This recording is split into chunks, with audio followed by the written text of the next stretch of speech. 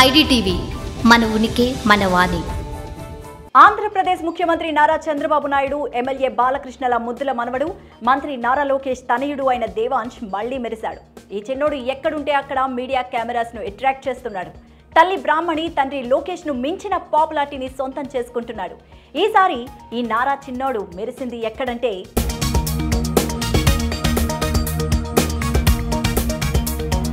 నారా దేవాంశ్ ఈ మధ్య బాగా పాపులర్ అయిపోయాడు.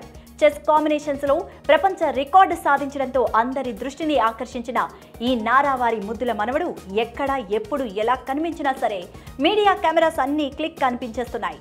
తల్లిదండ్రులు బ్రాహ్మణి లోకేష్లతో కలిసి మహాకుంభమేళాకు వెళ్లిన సందర్భంగా కూడా ఇలాగే హైలైట్ అయ్యాడు.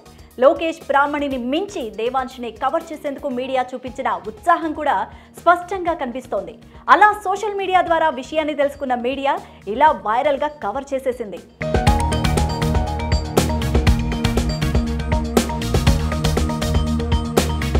ఉత్తరప్రదేశ్లోని ప్రయాగ్రాజ్లో పర్యటించిన లోకేష్, బ్రాహ్మణి, దేవాంశ్ షాహీ స్నాన ఘాట్ దగ్గర పుణ్య స్నానాలు చేశారు.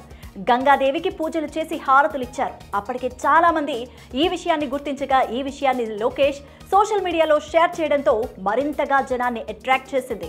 తన భార్య, కుమారుడితో కలిసి సెల్ఫీ దిగిన లోకేష్ ఆ ఫోటోను సోషల్ మీడియాలో పంచుకోగా క్షణాల్లో వైరల్ అయిపోయింది. ఈ పుణ్య స్నానంతో తన కుటుంబానికి నిజమైన ఆశీర్వాదం అందింది అంటూ లోకేష్ ట్వీట్ చేస్తూ మరికొన్ని ఫోటోస్ని కూడా షేర్ చేశారు. అందులో దేవాంశ్ హడావిడి చూసి టీడీపీ అభిమానులు ముచ్చట పడిపోతున్నారు.